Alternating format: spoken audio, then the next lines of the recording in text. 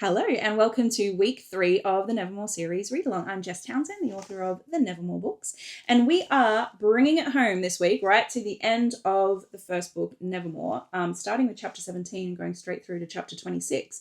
I hope you've been enjoying the read-along so far. These videos just have been quite long in the first 2 weeks, so I'm going to try really hard not to make... I know the response has been, no, don't stop yapping. We like the long videos, but listen, it's too much. It's too much, man. A little BoJack Horseman reference for anyone who likes that. Anyway, so I'm going to try really hard to do this, to just bring it down, to just bring down the yapping. As you can see, I'm doing really well so far.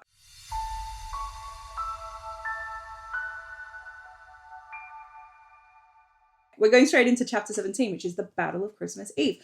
My favourite chapter in this book, and by all accounts, quite a lot of people's favourite chapters in this book. We're at Winter of One, that is the subtitle here. Winter of One just means like it's the first winter of the age, and it's December. It's the Hotel Deucalion's busiest month so far, and a lot of that is due to people wanting to come and experience Christmas in the big city. There is this big event in Nevermoor called the Battle of Christmas Eve, which takes place in Courage Square, and Hawthorne explains it to Morrigan. Basically, everyone in Nevermoor picks a side at Christmas time. They're either the red team or the green team. The red team is St. Nicholas, and the green team is the Yule Queen. Morrigan has not heard of either of these people, and so Hawthorne kind of has to explain everything to her. There's this battle, and Morrigan says, so these two, St. Nick and the Yule Queen, they have to kill each other. What? No, you're so bleak, he laughed.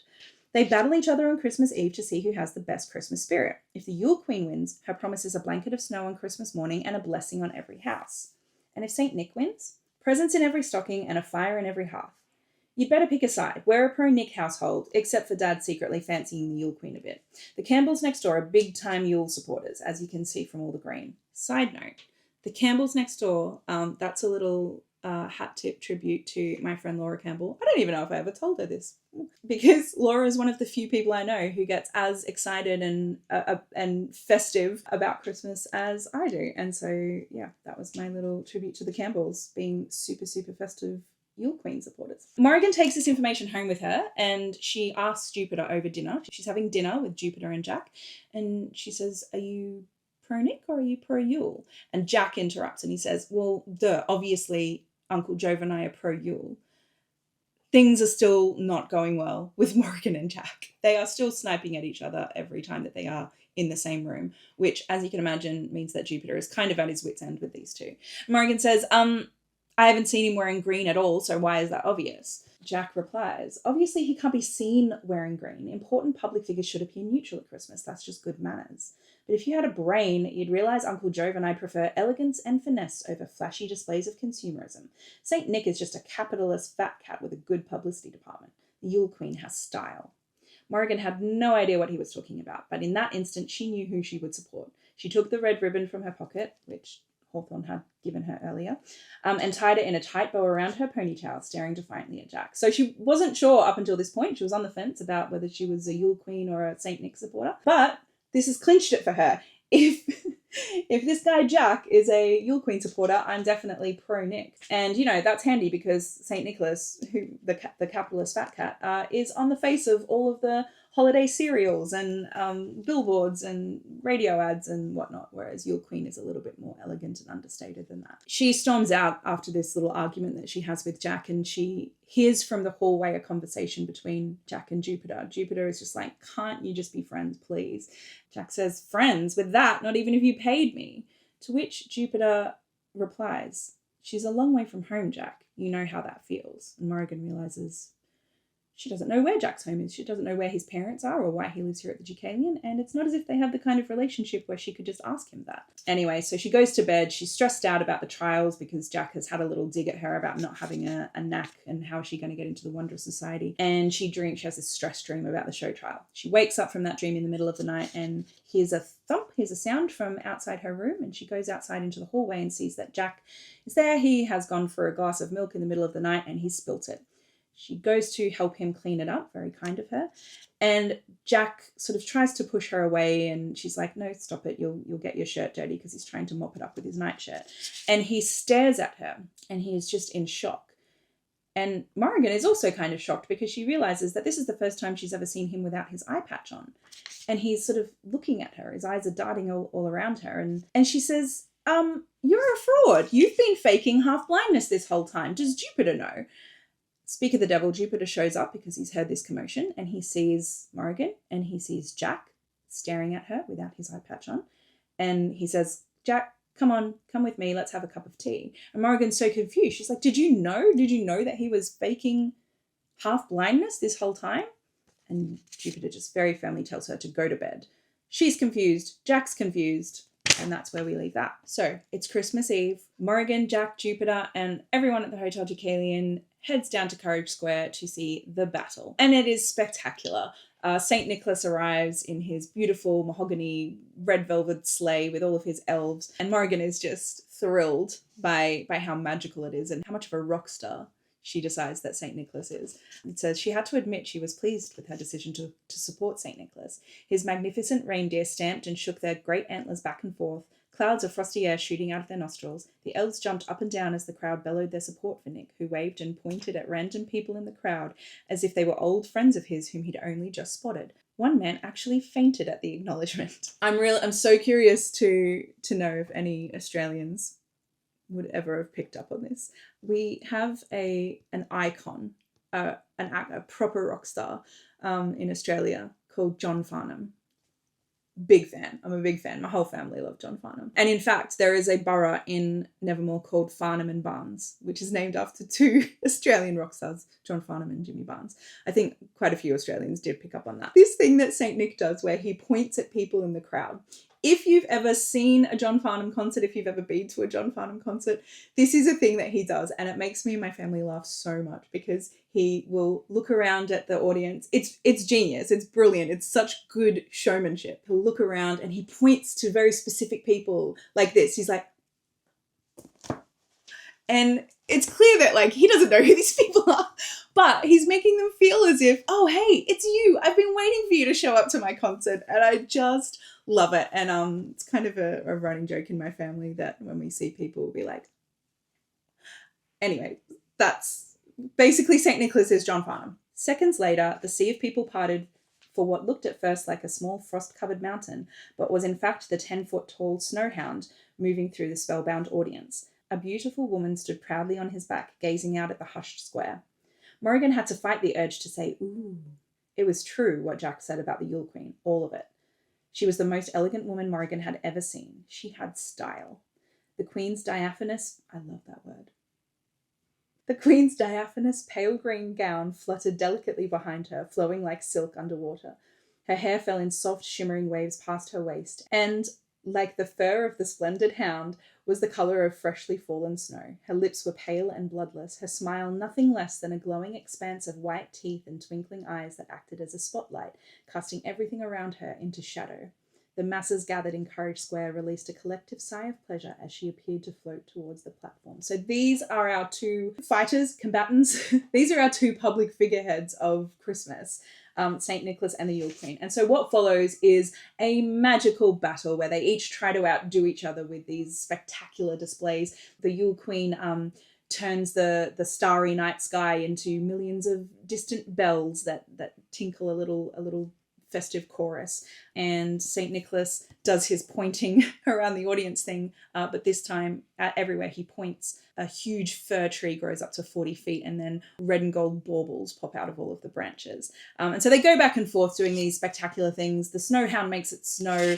St. Nicholas lights up all of the candles that people are holding up in the square, and it's all very magical. And at the end, the Yule Queen and St. Nicholas embrace and they declare a truce and become friends, which Jupiter says is what happens every year. And all of the people in the audience who are all wearing all red or all green, they start to swap pieces of clothing. So a scarf, a beanie, a pair of gloves, until no one is discernible as supporting either one or the other. Everyone's wearing a combination of red and green. Even Morrigan and Jack. This is the moment where they declare their own truce, and it is basically initiated by Jack. Jack takes the lead here as the older kid, and I think that if he hadn't, I think Morrigan would have probably carried on holding this grudge. But Jack took off his ridiculous hat and offered it to Morrigan with a shrug. I suppose the candles were pretty good. Yeah, she agreed, but the snow was the best bit. She pulled the scarlet ribbon from her hair and tied it around his wrist in a bow. He looked down at it and grinned. Wait, said Morrigan. Who beat who? It's whom, and nobody beat anybody, said Jupiter as he led them out of the square. They declared a truce like they do every year. Now they'll go about their business, making it snow, bringing presents, etc. And Morrigan's just baffled. She's like, what, so nobody wins? And Jack says, you must be joking. Presents and snow. Everybody wins. And so that is the end of the Battle of Christmas Eve. Now, this, just as a little behind the scenes point, this chapter is my agent's favourite chapter. It's my favourite chapter. When we originally spoke to the movie people, which we were doing like a deal for the film rights around the same time as doing all of the book deals. It was their favourite scene. Everyone really enjoyed this scene. Now, the problem with this chapter and this scene, of course, is that it does have the important part with Morrigan and Jack, and both the scene in the hallway and also this truce that they have decided on. But this book was super long. I tend to write long books. For a middle grade, it was obviously shorter than the following two books, but for a middle grade, it was a pretty long book. And my publishers, who also, I will say, did really love the Christmas stuff, they kind of felt like if we're going to get rid of a chunk of something, if we're going to bring down the word count, that's the bit that we think that we should cut. And there was some sort of conversations back and forth about it. And in the end, I couldn't do it, partly because it was kind of everyone's favorite scene.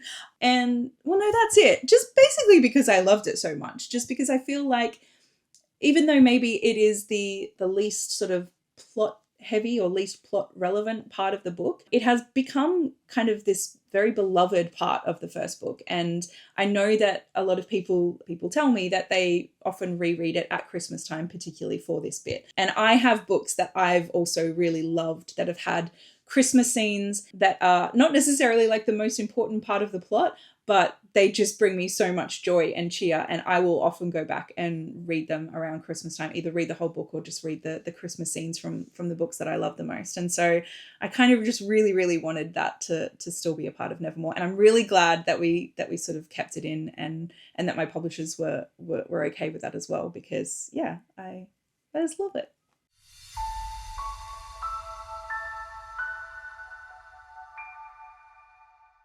Chapter 18, An Almost Jolly Holiday. So Morrigan wakes up on Christmas Day. She has the best Christmas day of her life. Even though Jupiter isn't there, he has left a note with Jack saying, urgent business, on my way back in time for dinner. Take Mog sledding for me. He's given them a sled each. And there are other presents. There are presents from St. Nicholas. She and Jack, with their newly declared truce, they go sledding on Galbally Hill. And then they come back and enjoy the most extravagant Christmas lunch that Morrigan has ever seen. And, after they've had their fill, they're lying in the smoking parlour trying to kind of digest. And Jack heads back to get some trifle or something, and Morrigan is sort of lying there in these clouds of scented smoke by herself, and she overhears a conversation that she probably shouldn't overhear and that she regrets overhearing. It is between Kedgeree and Dame Chanda, and they are talking about her. They are saying basically how worried they are that Jupiter maybe has made a mistake, because Morrigan doesn't seem to have a knack, and they're just so worried that she's going to be severely disappointed when she doesn't get through to the show trial. And Dame Chanda says it's worse than that. If the stink finds out she's here illegally, think of what Jupiter risks. It's treason. He could go to prison, Kedgeree. His reputation, his career, gone. And not only that, but the Deucalion, finished Kedgeree solemnly. If he's not careful, he'll lose the Deucalion. And then where will we all go? So Morrigan has already been incredibly stressed and worried about the show trial, and now she has even more reason to be stressed and worried about it. And in the middle of the night, she is awake, wandering the halls, and she heads to Jupiter's study, and she sees that he is back. And not only is he back, but he seems to have been expecting her. There are 2 glasses and a pot of mint tea waiting, and he says, come in, and he pours her some mint tea. He says, you've been having bad dreams again. You're still worried about the show trial. She says, the trial's next Saturday, she said pointedly, hoping it would prompt him to tell her at last what she was supposed to do, how she was supposed to perform. He sighed, stop worrying so much. And so he's just doing his normal Jupiter thing of like, it's fine, don't worry, because he's a silly, silly goose. And this is where it all just reaches a tipping point and it bursts out of Morrigan. But I don't have a talent, she said, accidentally splashing tea down the front of her nightgown. Why am I even doing these trials when I'll never get into the society? I can't ride dragons or sing like an angel. I can't do anything.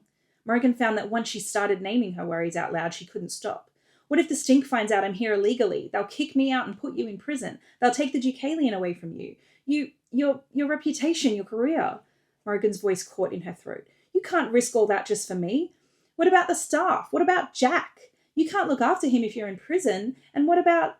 She faltered, losing her thread. And Jupiter's just kind of looking at her, sort of vaguely smiling over his cup of tea, waiting for her to finish. And this infuriates her even more, because one of the things that she'd overheard Kedri saying was, that he and Chanda were talking about how Jupiter is always, so gung-ho about things. He's the first to go into that troll-infested realm that no one wanted to touch with a 10-foot pole. And, he took on the Hotel Deucalion when it was a total wreck. And now he's made it the most elegant hotel in Nevermoor just by taking it on as a hobby. But you can't take on a little girl as a hobby. And so this is her feeling, is like, am I just his hobby? Is this just a joke to him? She just feels this kind of anger and stress rear up inside her. And she puts down her glass and says, I want to go home. And he says, home. Back to Jackalfax, she clarified, though she knew Jupiter realized exactly what she meant. He had become very still. I want to go back now, tonight. I want to tell my family I'm alive. I don't want to join the Wonder Society. And the words wouldn't come easily. They fought her at every syllable. I don't want to live at the Hotel Deucalion anymore. That last bit wasn't true, but she thought it would be easier if Jupiter thought so. And so he says, very well, we'll leave at once.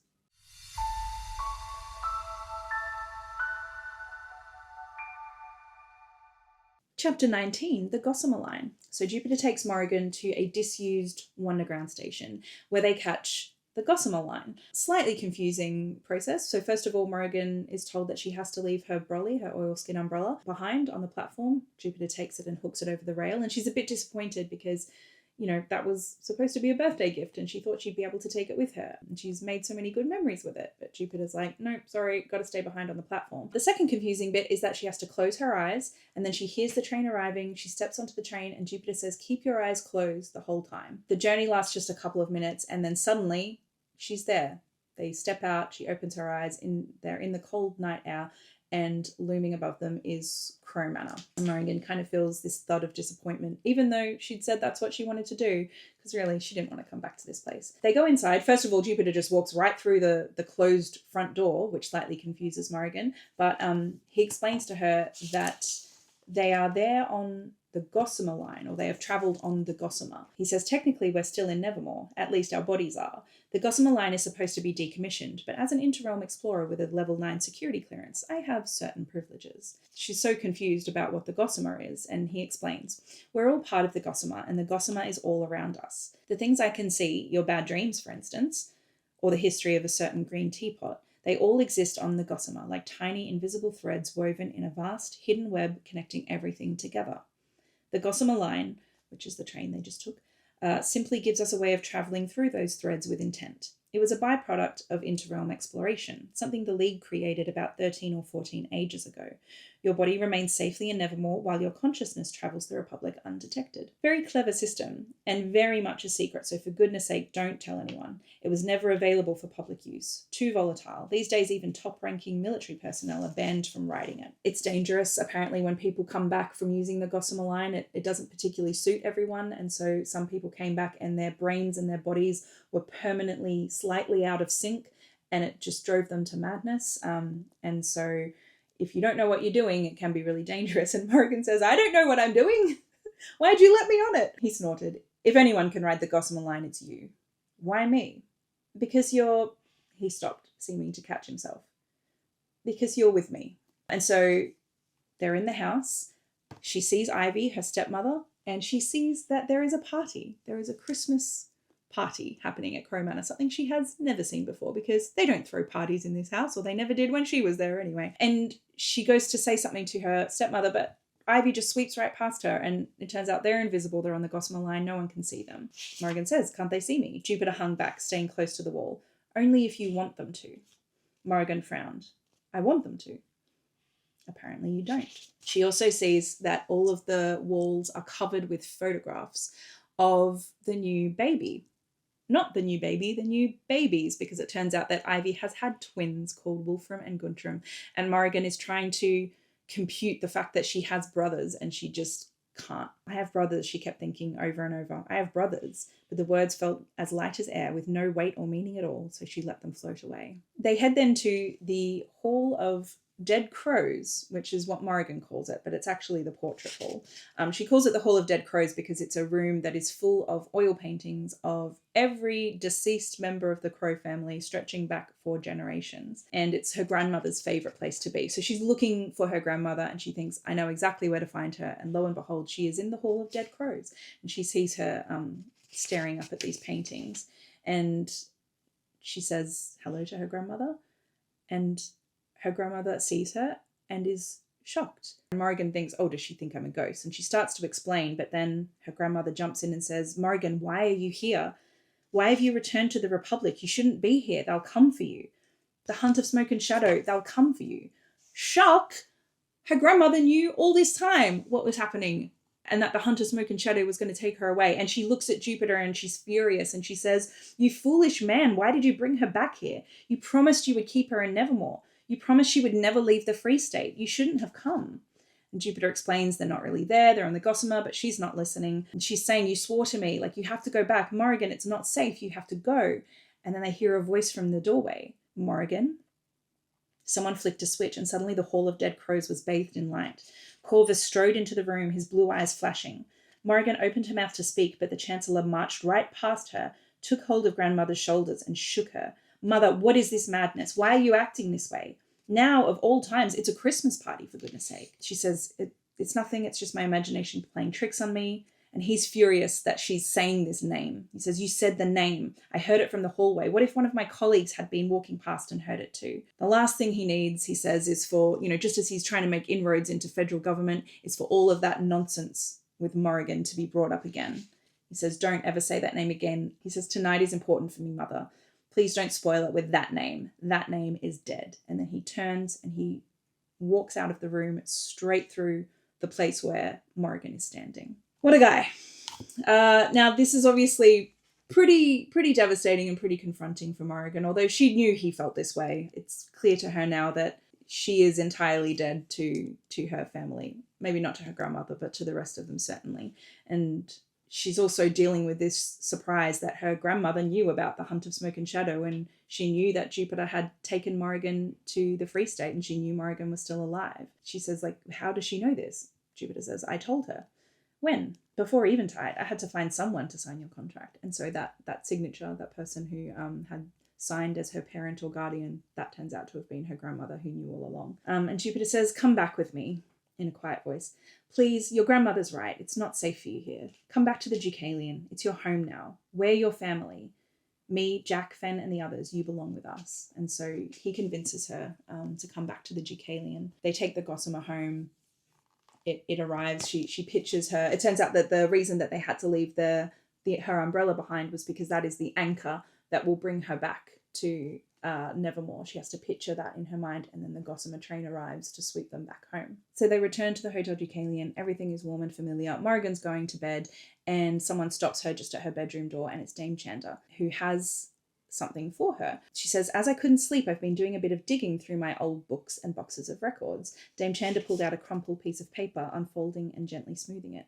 I thought you might be interested to see this. I knew I had a likeness somewhere. It's not recent, of course. He must have been in his 20s or 30s. He'd be well over 100 now. Quite a good-looking young man was the infamous Ezra Squall, as you can see, although I suppose that's an unfashionable opinion these days. For goodness sake, don't tell anyone I called a mass murderer handsome. They'll come for me with torches and pitchforks. So it's a print of an original oil painting of Ezra Squall. And Morrigan takes it and is completely shaken by what she sees. The man in the painting smiled tranquilly. His ash-brown hair was slicked back, his old-fashioned suit immaculate and unmistakably expensive. The dark eyes, the skin so pale it was nearly translucent, the thin pink smile and angular features, they were all exactly as she'd last seen them. And that scar, the thin white line that cut one eyebrow clean in half. She knew that scar. She knew this man. It was Mr. Jones. Dun dun dun. Okay. Last one. Last dun dun dun, I promise.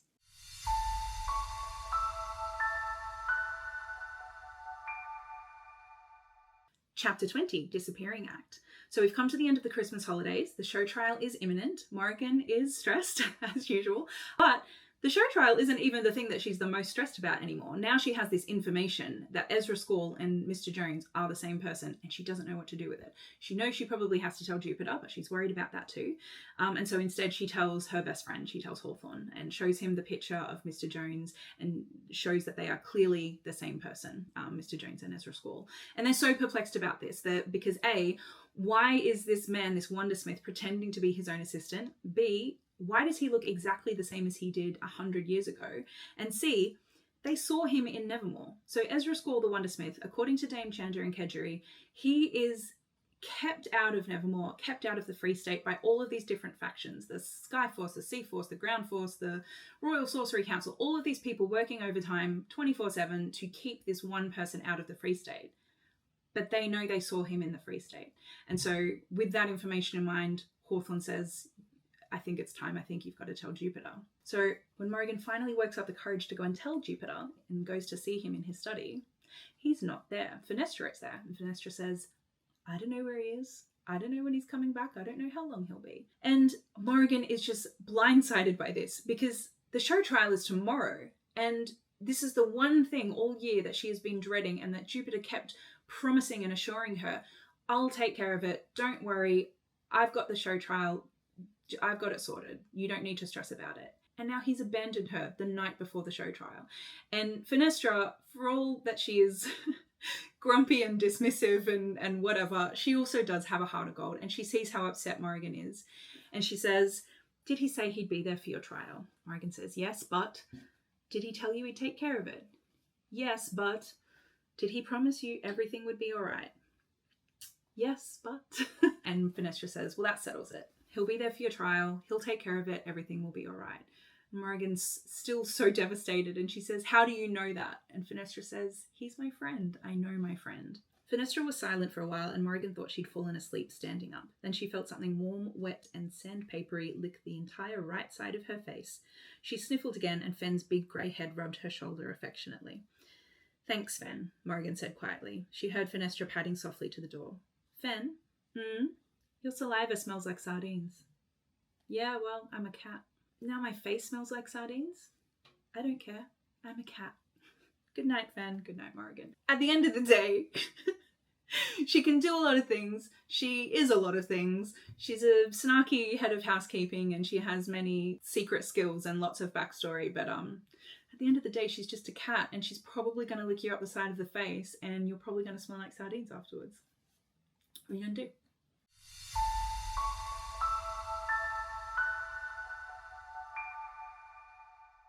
Chapter 21, the show trial. So it's the big day. Morrigan and Hawthorne are at the Trolloseum, which is the big stadium where the show trial will be held. Jupiter is still nowhere to be seen. Morrigan is still nervous as all get out. Hawthorne's quite happily eating fairy floss.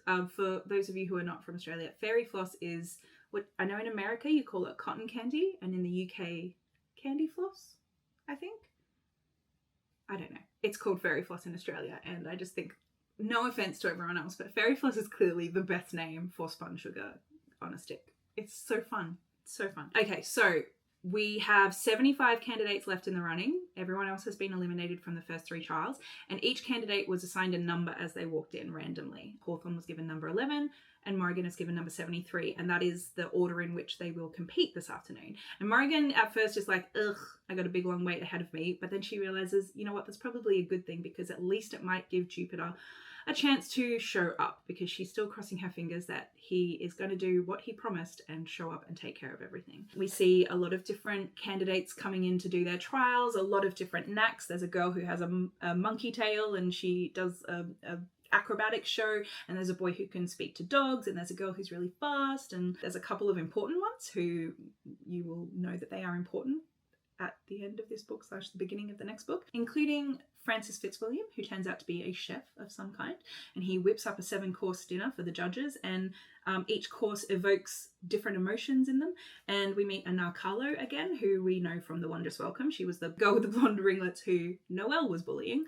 And Anar turns out to be some kind of Doogie Howser. That's a reference that's going to be lost on, I think, probably a big portion of my audience. She's like a child surgeon, basically. She's a genius. She has a knack for knowing the human body, and her own patron, Sumati Mishra, volunteers to be operated on in the middle of the Trolloceum. Anar slices her open with a scalpel, takes out her appendix, stitches it all back up nice and neatly, and most remarkably does all of this blindfolded. And of course, she makes it to the leaderboard, as does Hawthorne after his trial. This is the first time that Morrigan gets to see Hawthorne doing his thing as a dragon rider, and of course she's just blown away by it, because she knew he'd be good, because she has heard that from his patron that he's, you know, incredibly talented as a dragon rider, and she knew he had to be good. But it's just such a shock because she knows him in this very particular context. You know how when you have a friend or you know someone and you've seen the silliest side of them and you've seen them do the most ridiculous, stupid things, and then you see them do the thing they're really good at. And it's just like seeing a totally different person, and it just... Do you know what I mean? Do you know that feeling? Has that ever happened? And it just kind of like fills you with pride, and also just makes you laugh, because you just think, wow, I've seen you, you know, do some very ridiculous things. Like, for example, Morrigan was surprised by her friend's talent. It wasn't that she hadn't believed Hawthorne would be good, exactly. It was just that this poised, dazzling dragon rider was hard to reconcile with the boy who had once spent an afternoon showing her how he could make fart noises with his armpits. That's that feeling that I'm trying to describe. Do you know what I mean? Do you know what I mean? I don't know. We also see Noelle Devereaux's trial, and most annoyingly, she's amazing. She really does have the voice of an angel, and even Hawthorne wipes away a sneaky tear at the end of her performance. And of course, Noelle gets up onto the leaderboard. So Noelle's up on the leaderboard, Hawthorne's on the leaderboard. Morrigan is just getting more and more anxious and nervous as the day goes on, because Jupiter still has not shown up. She doesn't even know what her knack is. She has no idea what she's supposed to do when she goes down into this arena. And Hawthorne's trying to be reassuring, and he says, look, he'll make it, all right? But if he doesn't... Hawthorne craned his neck, looking around the stadium. If he doesn't, I'll come down into the arena with you. We'll think of something. Morrigan raised one eyebrow. Like what? He chewed his popcorn and thought seriously for a moment. Can you make fart noises with your armpits? Such a good friend. Such a good friend. Who else do we see? We also see Archon Tate. He's going to be an important one. And Archon is playing the violin and going around the stadium, and he's pretty good. He's a pretty good violinist. Doesn't seem like he's going to make it onto the leaderboard, though, until he reveals that he wasn't just playing the violin all that time. He was also pickpocketing everyone he went past in the stadium, including Hawthorne. He stole Hawthorne's dragon riding gloves. And Hawthorne, instead of being annoyed, is just deeply impressed by this. And so Archon Tate makes it up onto the leaderboard. Then we make it to Cadence Blackburn. And Morrigan sees Cadence coming into the arena with her patron, who is also Baz Charlton, same as Noelle.